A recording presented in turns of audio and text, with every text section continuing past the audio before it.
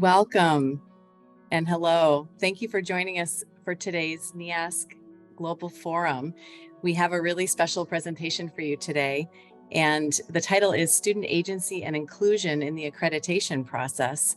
My name is Trillium Hiblin. I'm the Associate Director for Accreditation and School Improvement for NEASC, and I work with international schools in 85 countries. We are so excited to have this group of students and administrators from Pechersk International School in Kyiv, also known as PSI.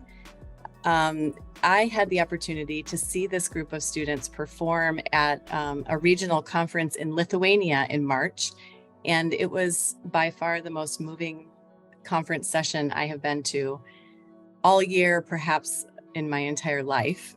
There was not a dry eye in the room because these students are incredibly inspiring. And so we asked them to please come and share with a bigger audience today. There were maybe 20 people in the room at that conference, and we knew that more people needed to hear their story. The other thing I want to share is that this school, as you can imagine, has been through an incredibly difficult year during the war, and has been temporarily located in Warsaw and around the world in various locations. And yet they decided to continue with their NEASC accreditation process this year. And not only did they continue, but they invited students to not only participate, but to co-facilitate their whole process and to really help their school design their vision for the future. And that's what makes the story so inspiring. So I don't want to take up any more time because I want them to have all of the time to share with you. And I'm going to pass it off to La and Rachel, who are going to lead this session for us. Thank you all for being here. We're so excited to hear from you. Thank you, Trillium. It's lovely to be here. Thank you for inviting us. We're going to start, and we're just going to jump straight in with an icebreaker, which Leo is going to lead for us. Hello, I hope everybody's doing well today.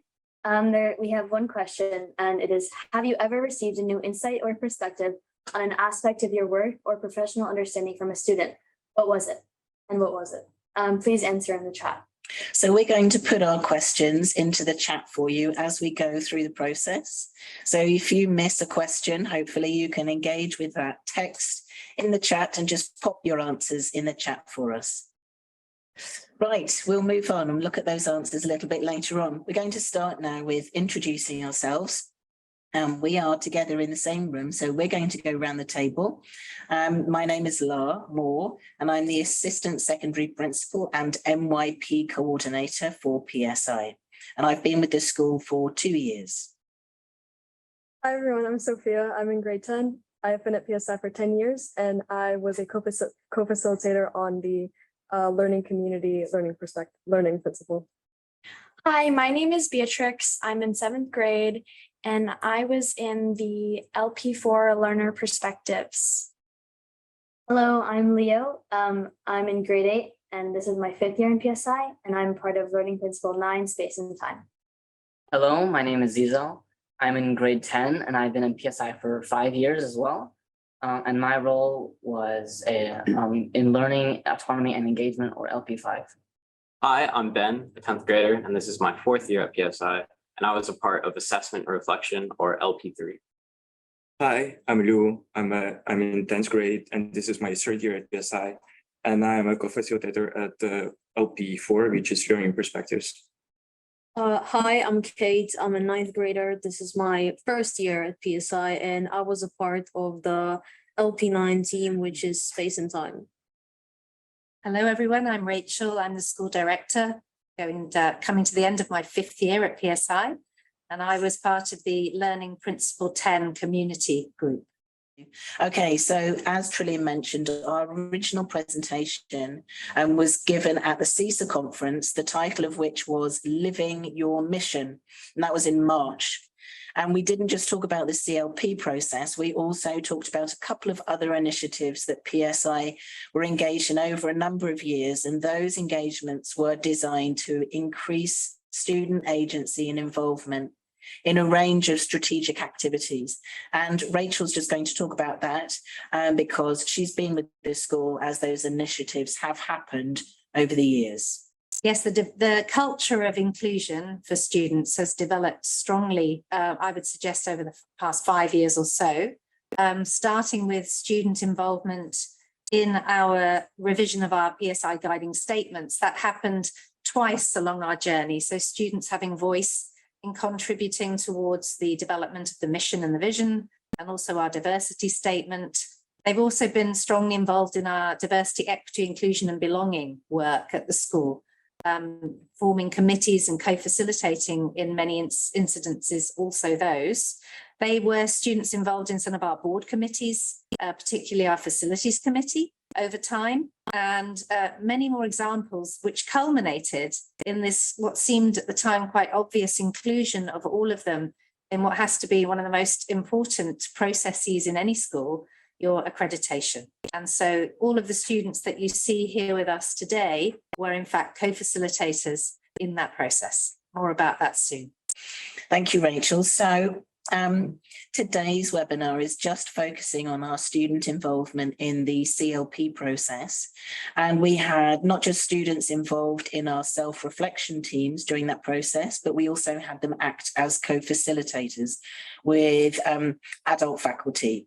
The purpose of that project was to have a look at how we could use students as leaders and include them in the self-reflection, but also the future design work that the CLP process asks of schools. So we're going to just pose the same question. I'll be posing all the questions during the webinar, and we will, before we ask the whole team why they joined in the CLP process, we'll just hear from Rachel as to why PSI decided to use the CLP process. When we first encountered the Collaborative Learning Protocol, or CLP, we were genuinely intrigued and particularly interested in it because of its strong focus on learning impacts, the strong focus on growth and transformation. This for us compared really favourably with the more traditional evaluative stance of most of the other accreditation processes. So for us, the separation of the verification of compliance, which comes at the beginning of the process with the foundational standards from the year-long, this being then separated from the year-long reflection on 5 of NEASC's 10 learning principles, was a really attractive proposition. We already had a strategic plan that was entirely focused on learning, and so this made huge sense for us. In addition, it's also a combined accreditation pathway through both the International Baccalaureate and NEASC. It became, after a presentation by our leadership team to our board and some significant research from other schools that were leading the way, and with NEASC and the IB themselves, it became the board and the leadership team's unanimous choice for PSI's future in this regard. The reflection element, which has already been mentioned, begins with a CLP workshop. The workshop's designed to prepare or prime a school to consider really deeply the impacts it has on its learners. And the workshop culminates with the creation of 2 or 3 future designs for developing over the following years.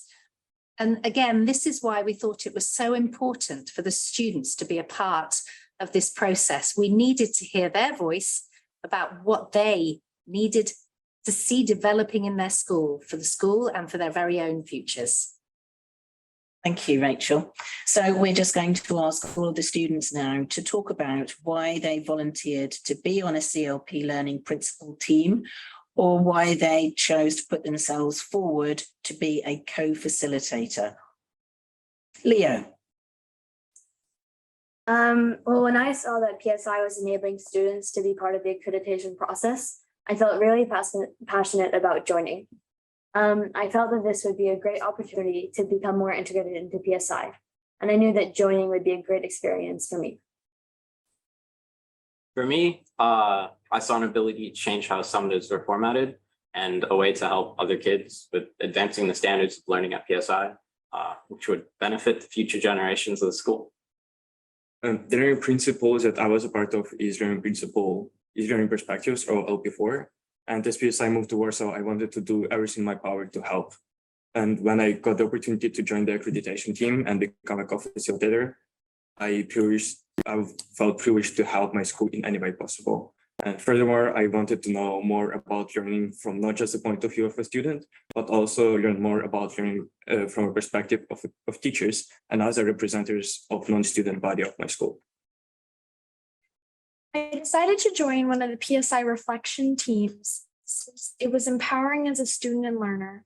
I put myself forward to act as a co-facilitator because I enjoyed leading, and being one of the team leaders, directing our process through my learning principle was something that I was very excited to do, which was learning perspectives.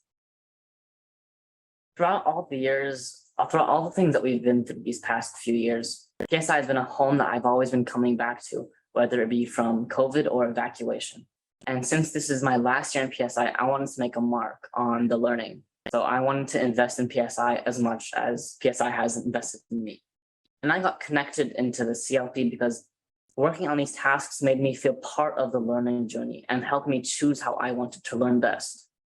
So since I've been a part of PSI for 10 years, I've seen the school change in several ways, and I've witnessed the re-accreditation process several times. And I remember being smaller and wanting to be a part of it as I was growing up. And since this is the last time that I'll experience it on my journey at PSI, I wanted to be a part of it. And that's why I chose learning principle number 10, community, because community is my favorite part of PSI, and that's what I want to make my mark on. I did because I love to help people, and it was a great opportunity for me to get to know everyone and how the school works as a new student in there. My team was exploring learning space and time, which is a very important aspect for a student to be happy in the school. So I just went for it. Thanks, everyone. So as you can hear, these students from grades 7 to 10 were all joining their groups for a variety of different reasons, all of them quite unique. And we're now going to hear from Beatrix, our grade 7 student, as to what it was like to be involved in our first big workshop, which was with Darlene Fisher. Beatrix. So this was a team event where it felt very empowering again to speak out and to be able to share my opinions and ideas in front of adults. It allowed us to understand and connect so that we were all on the same page. That was also a time where I could ask questions regarding this workshop and getting or learning to know more about it before being able to continue our process. I wanted adults to know where I was coming from and where I could stand in this by explaining my ideas and the knowledge that I had already and my opinions through the questions and answers. So after this whole process, we also interviewed Darlene. So the students first met her in October when we did this big workshop, which involved quite a few of our stakeholders. Parents were invited to this workshop as well as board members. And the Beatrix and one other student interviewed Darlene for the purposes of our conference presentation. So we're just going to hear her answering the first question that came from Beatrix in that video, which Trillian will helpfully press play for us. And we'll just hear that first little bit of conversation. Like having students in your in-person accreditation workshop with us. You guys were the first time I had actually done a face-to-face workshop with students joining the staff in that workshop. That was a wonderful, wonderful experience having you there because you added such energy and enthusiasm, and you really led the way in many cases with conversations about some of the areas that the teachers were, I think, not as aware as you of some of the things that we talked about. And I have encouraged schools since then to make sure that they include students, not only in the workshop, but in the whole process. Thanks, Trillian. So we're now going to find out from one of our students, Sophia, as to why she chose her particular learning principle. Sophia, over to you. So as I mentioned earlier, my favorite part of PSI is the community, and it has been for the past 10 years. I remember every summer still wanting to come back and be there because, the teachers, of my friends and peers. And as I also mentioned, this is also the last time that I will be a part of the accreditation process, and the community is what I wanted to invest in. And as you heard at the beginning, since we've been through so many challenges over the past 2 years with the pandemic, the war, it was so important to maintain that sense of community and maintain its safety, and that all of us feel like we belong to it. Our motto is a place where we belong. And we are also moving back to Kyiv in August and maintaining a strong sense of community in that place where the circumstances are different from here is still very important, because for many of us, we hear from our friends who have left that PSI is still their favorite school, and it's because of the community that it creates. And we recognize the importance of it, that we have to work on it consciously, not just let it exist, because community isn't created that way. And as a student, I thought that teachers that were in my learning principle team with me, they needed to know the perspectives that I noticed in the hallways in my classrooms related to what the community sense is, that, you know, they might not get that perspective. And people are always excited to come back to PSI, and they treat it as their safe space. And I was always interested in why and how we can maintain that for next year, especially as we're getting a lot of new families, some of which are Ukrainian, and they, unfortunately, in Ukrainian schools, community isn't that valued as it is at PSI. So we want to welcome them into a very safe and belonging space that they might be at for a while. And during our LP 10 discussions, our learning community meetings, we mentioned that well-being and developing connections between different students is really important, as it supports our school's identity. And I wanted to be a part of this team because I thought that I could contribute some ideas for my friends of how we can create events that necessarily are our opinion, and how, like, why we think they should be important and why we should do them. And for us older students, we develop our understanding of what a belonging community feels like. So as we move on to new schools or universities, we know that we still long for that feeling that PSI created. And I wanted to be a part of that. Thank you, Sophia. We're now going to hear from Kate. So Kate, how has this process highlighted differences between approaches to student voice in the various schools I've been in? While I can understand that every school may have different approaches to student voice based on my personal experiences, I have noticed some differences between the schools I've attended, and there was 3 of them before I came to PSI. In some of my past schools, there seemed to be a lack of regard for student input, and it appeared as through our opinions were not valued or respected. But however, in my current school, I've been pleasantly surprised to find that my teachers and administrators are receptive to hearing what students have to say. And it's refreshing to know that my voice matters and that I have the opportunity to make a positive impact in my school community. But overall, I believe that valuing student input is essential for creating a positive and inclusive learning environment. When students feel heard and respected, they are more likely to feel invested in their education and motivated to make a difference. Thank you, Kate. Okay, over to Ben. So Ben, what did it feel like to work alongside a teacher as you were co-facilitating LP3, I think it was? Intimidating. It felt strange throughout the whole thing. You're told that you're on the same ground or same level as your co-facilitator, which is mostly true.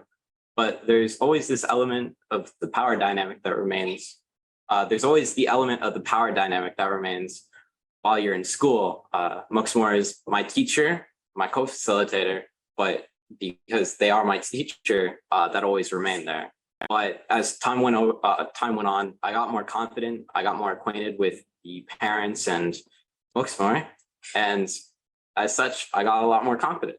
And then when it comes to workload, I guess it was mostly split up between us equally. It was a little like a tennis match in how we delivered tasks and activities along with our co-design, as we'd meet a day or 2 before a meeting and discuss what should go on, what we talk about, stuff like that, and then divide and conquer. But personally, my focus was to focus on student voices.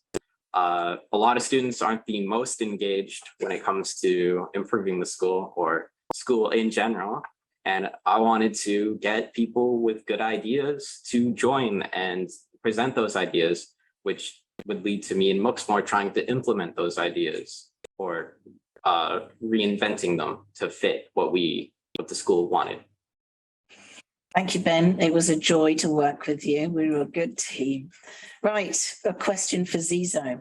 So could you tell us a little bit about how your participation in this process impacted your feelings around engagement? So to start off, working with teachers and working in this process made me far more engaged in school than I normally would be. This is important because collaboration helps you get like personally involved in your learning, and when you are with students and teachers, you are able to get invested in how you want to learn as you are able to choose it. And I can remember one example is when in INS or individuals and societies, we got to help co-design a summative of which we could look at how we wanted to build a map, or if we wanted to look at an old empire or create our own. And we really got to work with the teacher on how we wanted to structure our summatives. And working in this also got me more engaged in PSI. As a whole, I ended up becoming more interested in student voice and working in DEIB, and I began to show interest in how I could join there.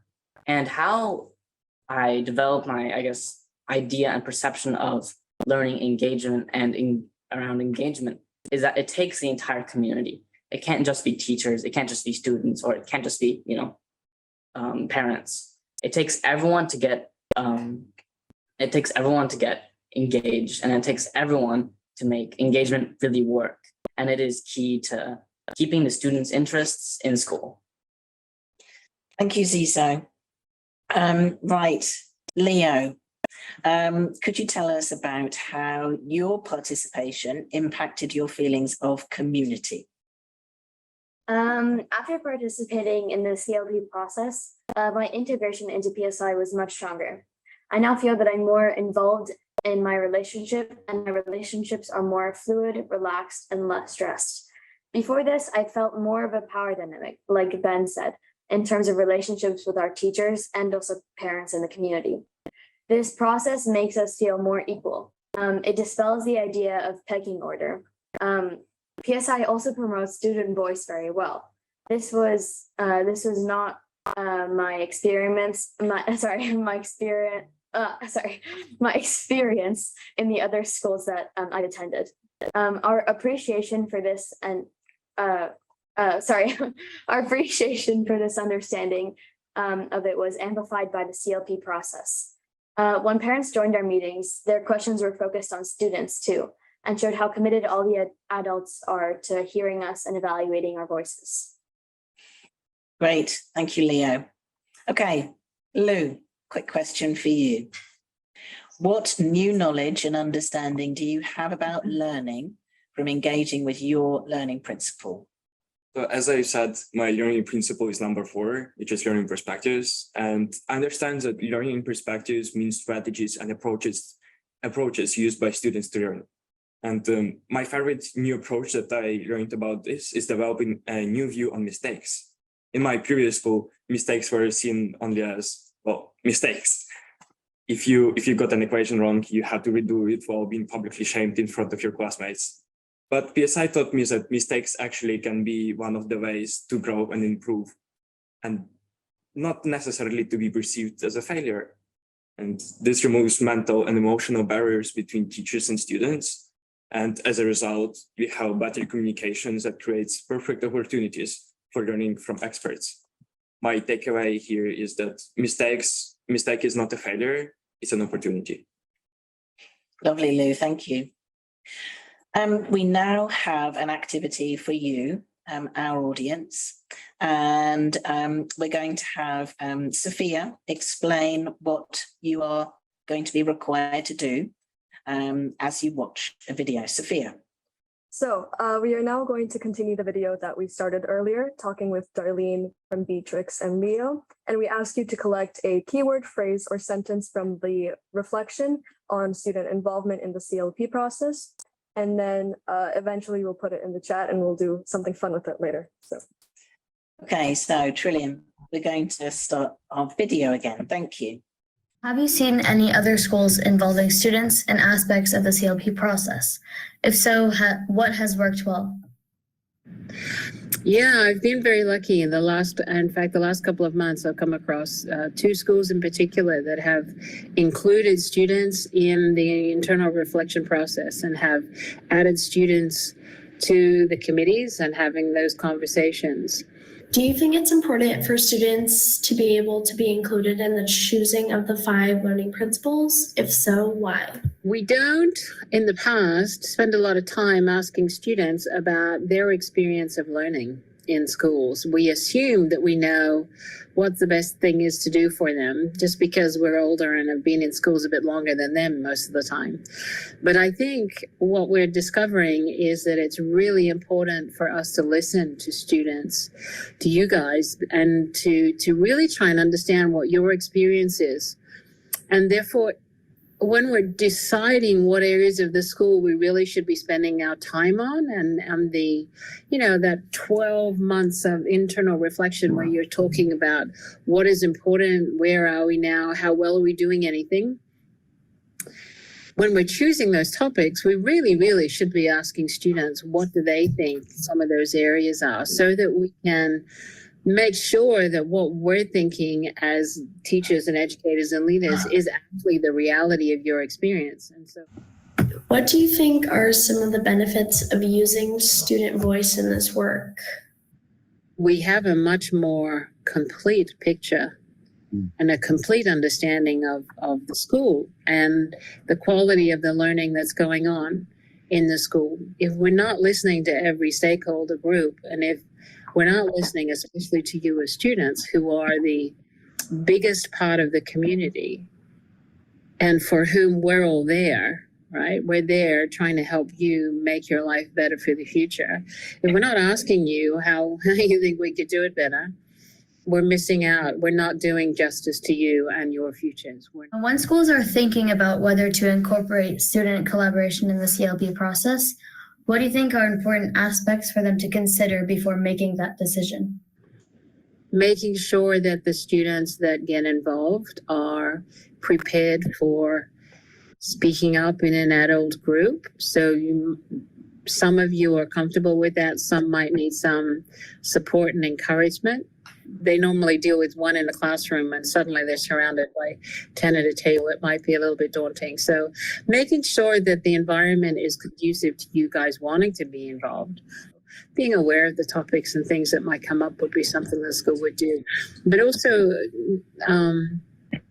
how the students who are involved are chosen, so that it's not the school choosing the ones who are always doing everything and who are well known and all that sort of stuff, but allowing every student to be able to volunteer and get involved. And the final question, can you ever imagine a time when NEASC might make it mandatory for schools to involve students in the CLP process?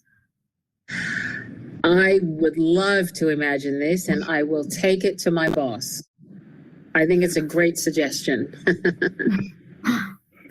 Absolutely. I think we should be. I think all schools should be including students in these conversations. You guys that are on the receiving end of all the stuff that we do and prepare and plan and hope is going to have a positive impact. If we're not getting you engaged in the conversations, we are missing great opportunities and also, not doing justice to you and who you are as individuals. So I think it's a great idea and should be encouraged. With the keywords and phrases and sentences that have gone in the chat, Sophia will just explain what she's going to do with those. So I'm currently collecting all phrases and keywords that I see that are coming up often, but also some of special unique ones. And I'm currently working on a word cloud that we will present to you at the end before our Q&A.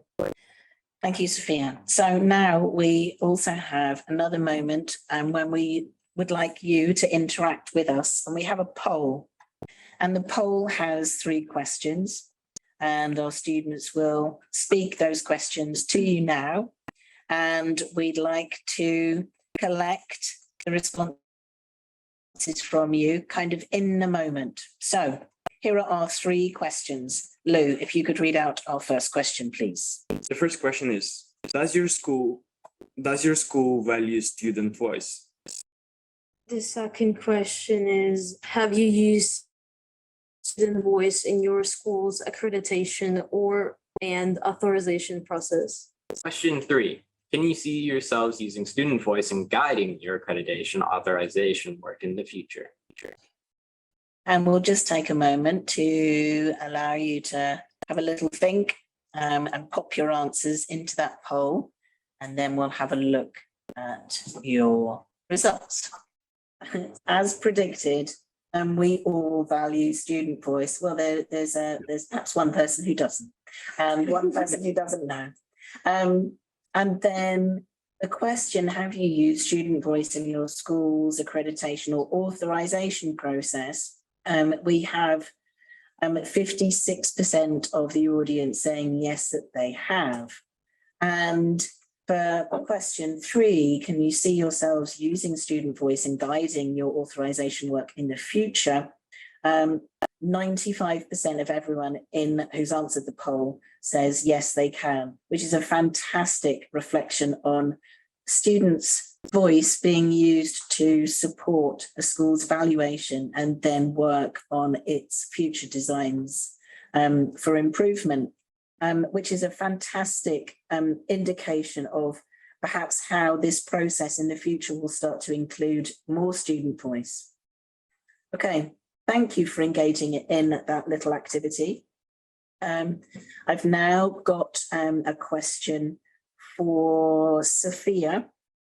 Could you just tell us a little bit about how you think your participation in the CLP process impacted you in the recent visit that we had? So 2 weeks ago, we had our school visitors on the campus, the result of months and months and months of work.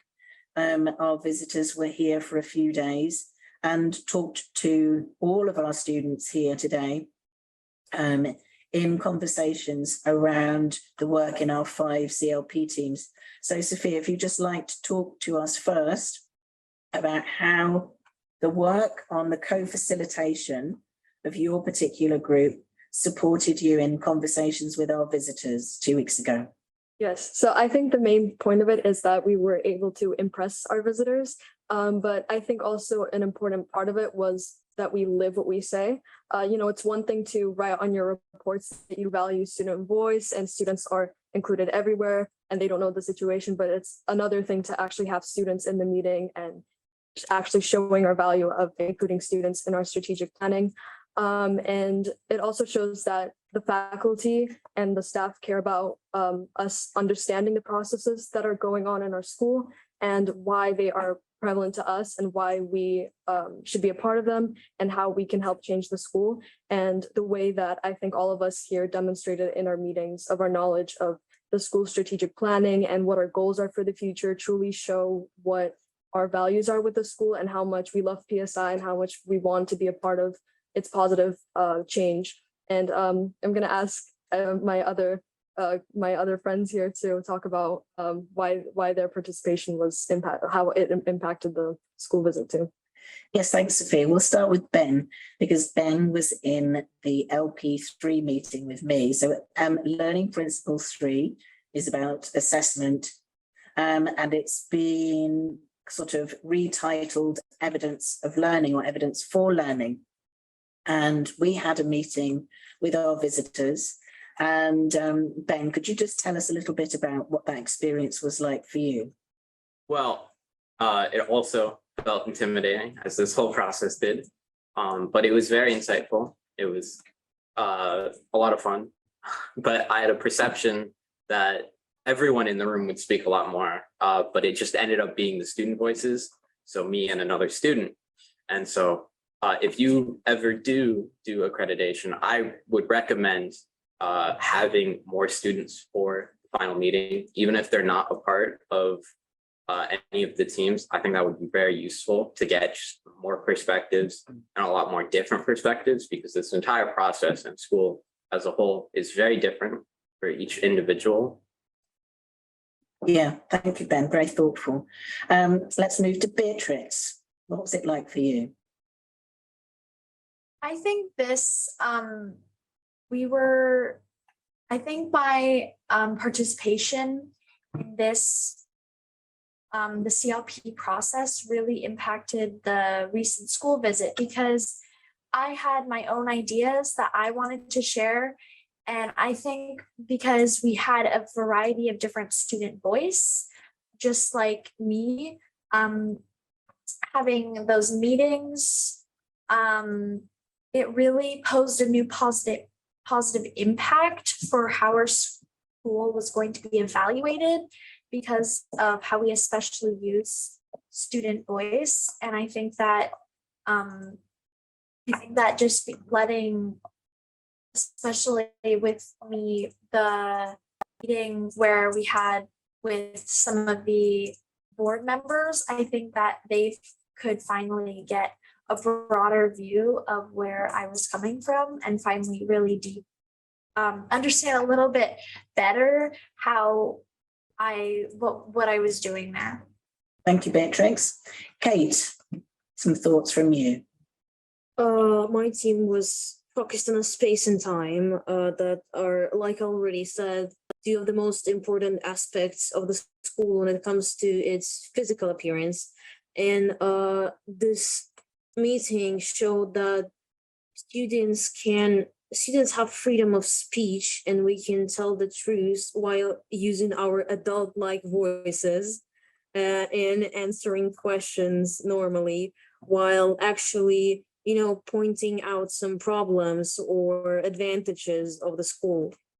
Thank you, Kate. Leo. I think that students are often taken into account when changing or adapting, when PSI changes or adapts, and it was very apparent to the visitors. Having students be a part of the accreditation process was a key element of how the visitors probably perceived student participation. But among that, there are a lot of other processes that also take place that have students involved in them. And I think that having this really tightens the sense of community among students, teachers, and parents, because as what has been quite a recurring theme this today, it really balances out the relationships between students and teachers, but also parents and other parts of other members of the community as well. Thank you, Leo. Lou, is there something you wanted to say? Yeah, Patrick and I, we were together on this meeting, and I want to say that I really appreciated and I really liked the way how we were able to reflect on our overall process. As the students, we were mostly the ones who talked, and I think that the visitors appreciated it because that was a new experience for them and new experience for us. And as we talked about learning perspectives, Beatrix and I, we gave our own perception of that, our own approach to learning, and it was much less formal than I expected it to be.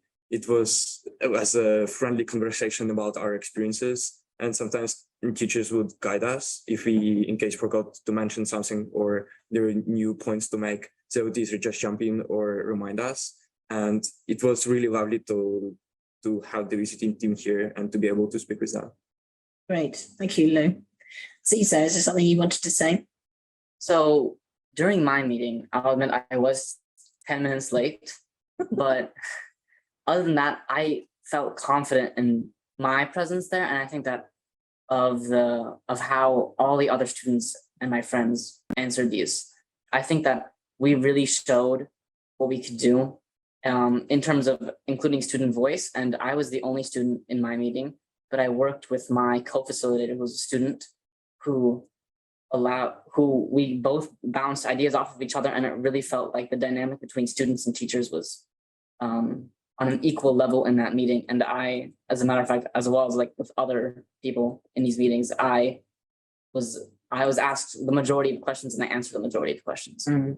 So I think that the CLP teams got a good and confident response from all the students. Yeah, I would agree. And I think, you know, as I reflect now, I don't think I had sort of looked into the future and guessed what an impact the involvement with our students in our 5 teams would have on our visitors, and the kinds of conversations and the quality of conversation that would happen when they were here. And I don't know why I didn't think about that or presume that that would happen, but it was nice that it did, because it made us, I think, well, it made me as a member of staff feel confident in the process, in that they would really hold their own in those conversations, and they certainly did. Rachel, is there anything you would like to add? I think you've said everything. I don't know that Sophia spoke for this one. Did you? I did. Yes, because you were right at the beginning. Sophia was in the group I was in, and it was wonderful to sit back and listen and to see the level of engagement from the visiting team members as the students spoke. Of course, we were included and our voices were valued, but they would consistently say, it's not that we don't put value on what the adults in the rooms have to say, but after all, this is all about the students. So it came together with how we were envisaging this process and how it actually turned out. And as Lars said, I'm not sure why we didn't think that would be the case, but it was a very powerful experience. Yeah. And just before we show you a sort of word cloud that we've created from the answers that you put in the chat earlier, we have a closing question for everyone, which Sophia will present to our audience. So for our closing question today, we are curious, from what you've heard during our webinar today, what is your key takeaway as to the value of student involvement in the CLP process? And possibly, what are your next steps in your school? Please put your answers in the chat. So that question is going to be popped in the chat for you, and we'd love to read your answers. It is about students, so they should play a priority role. Agreed. I like the student voice should be authentic, because I think, you know, students don't always have to be honest. Well, they do have to be honest about everything and not always like sugarcoat something that they don't like at school. I really liked what someone says, our students' voice is vital in all school areas. They're now experts on how to present and promote their ideas. I think that it is a really good and strong thing to include students as they can be crucial in more things than just like a student council or a bake sale. They can really help you in bigger pieces of work. I really like how someone said, I think quoted Leo on what he said about the pecking order, because it demonstrating increased value of student voices eliminates the pecking order and helps build community and student investment. I really liked this comment.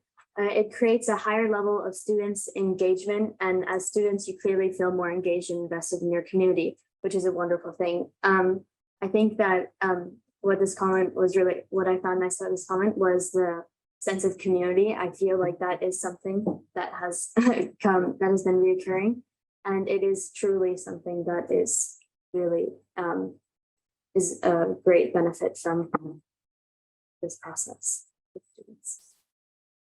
Someone's written that they think it's quite bizarre that we haven't been including students all along. We had that conversation too about why on earth is this the first time?